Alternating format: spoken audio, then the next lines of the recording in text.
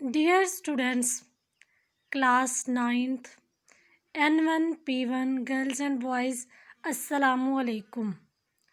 اردو کے سبجیکٹ کے ساتھ آج کا ٹاپک ہے لہو اور قالین.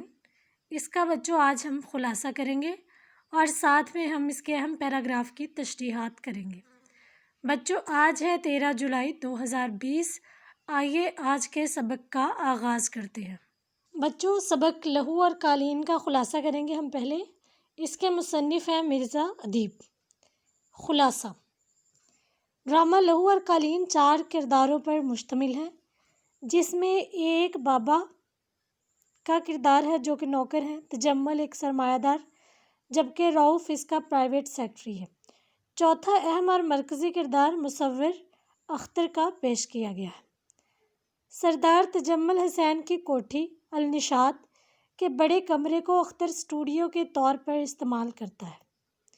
کمرہ نہایت اعلیٰ فرنیچر، قالین، صوفہ سیٹ، کرسیوں، مشہور مصوروں کی تصویروں سے آراستہ اور تر و تازہ پھولوں سے مزین ہے.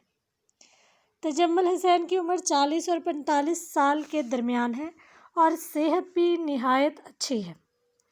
وہ ایک صبح کمرے میں داخل ہوتا ہے اور ملازم بابا سے اختر کے بارے میں دریافت کرتا ہے.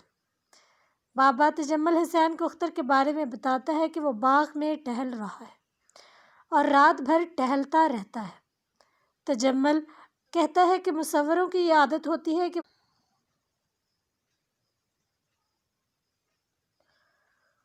وہ ہر وقت کسی نہ کسی سوچ میں ڈوبے رہتے ہیں. تجمل نے بابا سے کہا کہ اختر کو بلا لاؤ. اس کے بلانے پر جب اختر آتا ہے تو وہ اسے خوشخبری سناتا ہے کہ ججوں نے اس کی تصویر کو اول انعام کا مستحق قرار دیا ہے. اختر بے نیازی سے کہتا ہے کہ یہ خبر مجھے اخبار سے معلوم ہو چکی ہے.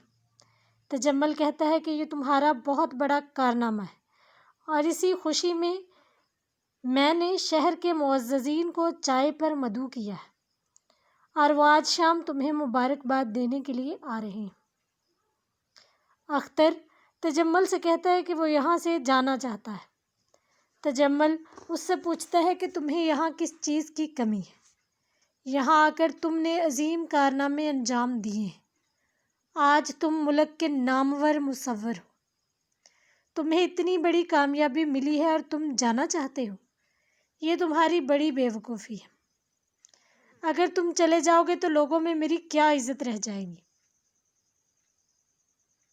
اختر تجمل سے کہتا ہے کہ جس اختر کو آپ ایک تاریک جھونپڑی سے نکال کر اپنے محل میں لائے تھے وہ اب چلتی پھرتی لاش ہے. گزشتہ 1.5 برس میں جتنی تصویریں اس کے نام سے باہر گئی ہیں ان میں سے ایک بھی اس نے نہیں بنائی.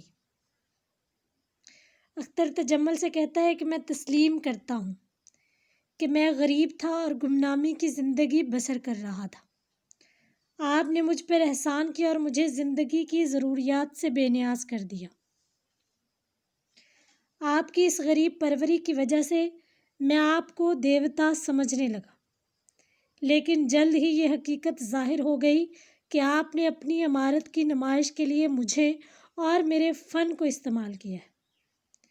جب مجھے اس بات کا احساس ہوا تو میرے فن پر جمود طاری ہو گیا.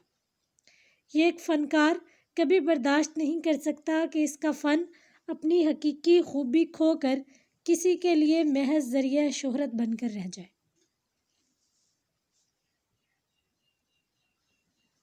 اختر بتاتا ہے کہ انہی دنوں اس کی ملاقات ایک غریب اور بے روزگار دوست نیازی سے ہوئی. نیازی سے تصویریں بنوا کر لاتا اور اپنے نام سے آپ کو دیتا رہا اور اس کے عوض ملنے والی رقم اسے دیتا رہا. وہ پہلے کی طرح مفلس نہیں رہا. وہ اپنی بہن کی شادی کر چکا ہے اور اسے روٹی کپڑے کی بھی تکلیف نہیں رہی. تجمل اختر سے کہتا ہے کہ تم نے مجھے دھوکے میں رکھا ہے. تم نے میرے احسانات کا بھی خیال نہیں کیا. تمہیں شرم آنی چاہیے. اختر کہتا ہے کہ شرم تو تمہیں آنی چاہیے. تم نے ایک مصور کے فن کو موت کے گھاٹ اتارا ہے. اور ایک مصور کے فن کو قتل کیا ہے۔ اتنے میں تجمل کا سیکرٹری رؤف آ کر تصدیق کرتا ہے کہ اختر کو اول انعام کا مستحق قرار دیا گیا ہے، اور اختر کو یہ افسوسناک خبر سناتا ہے کہ نیازی نے خودکشی کر لی ہے۔ اختر یہ خبر سن کر انتہائی مغموم اور افسردہ ہوتا ہے اور تجمل کو چیخ چیخ کر کہتا ہے کہ تم نے 2 قتل کیے، ایک مصور کے فن کو مار ڈالا ہے اور دوسرے مصور کی جان لے لی ہے۔ تجمل رؤف سے کہتا ہے کہ اسے دھکے دے کر باہر نکال دو، یہ اب پاگل ہو گیا ہے، اسے پاگل خانے بھجوا دو، یہ خطرناک پاگل ہے۔ اتنے میں پردہ گرتا ہے۔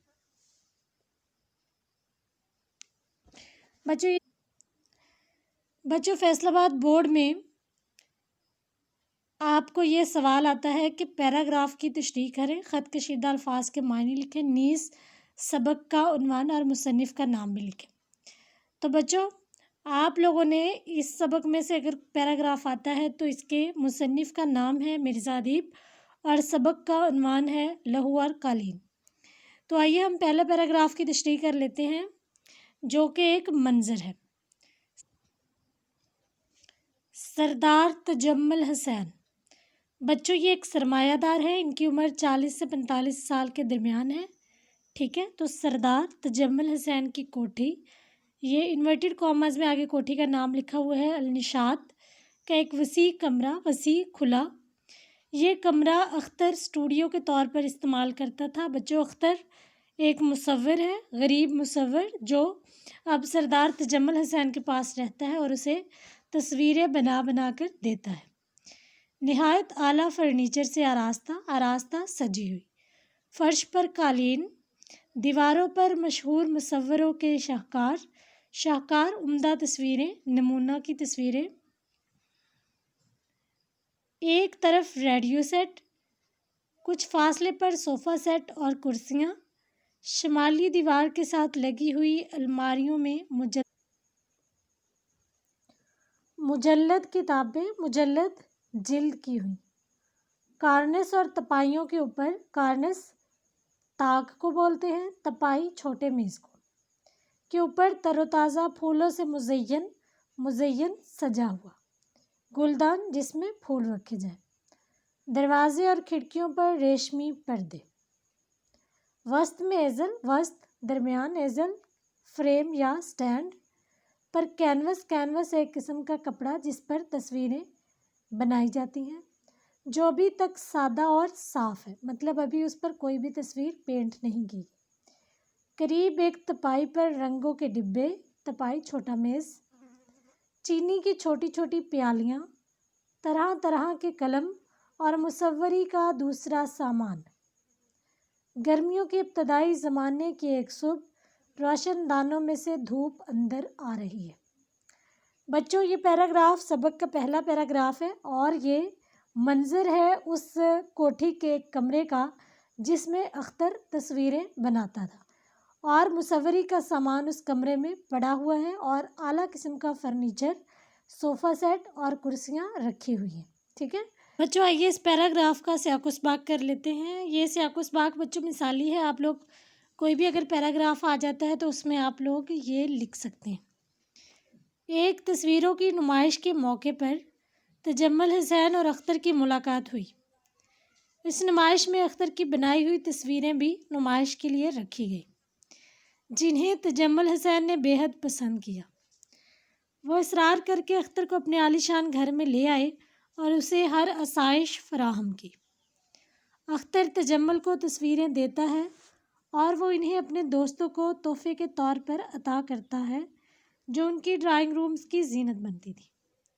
تجمل اختر کو خوشخبری سناتا ہے کہ اس کی تصویر اول انعام کی حقدار قرار پائی ہے، تو وہ خوش نہیں ہوتا بلکہ رخصت ہونے کی اطلاع دیتا ہے، کیونکہ اس کے سامنے یہ حقیقت عیاں ہو چکی ہے کہ تجمل نے اپنی عمارت کی نمائش کے لیے اسے اور اس کے فن کو استعمال کیا ہے۔ رؤف نیازی کی خودکشی کی اطلاع دیتا ہے تو اختر غمزدہ ہو کر تجمل سے کہتا ہے کہ تم قاتل ہو، تم نے 2 قتل کیے۔ ایک مصور کے فن کو مار ڈالا ہے اور دوسرے مصور کی جان لے لی ہے۔ بچوں یہ سیاق و سباق آپ کسی بھی پیراگراف میں لکھ سکتے ہیں، اور بچوں پچھلے کچھ سالوں سے پیراگراف کا جو سیاق و سباق ہے وہ نہیں پوچھا جا رہا، لہٰذا اگر پوچھیں تو آپ لوگوں نے بتا دینا ہے، اگر نہیں پوچھتے تو آپ لوگوں نے نہیں بتانا، ٹھیک ہے؟ اگر وہ پوچھتے ہیں تو 1 نمبر کا آپ کو آئے گا، اور اس میں آپ لوگوں نے مختصر سا کر کے خلاصہ بیان کر دینا ہے۔ سیاق و سباق کا مطلب بھی یہ ہوتا ہے کہ وہ پیراگراف کا اگلا اور پچھلا حصہ آپ کو مختصر سا کر کے بتا دے کہ سبق میں ہے کیا۔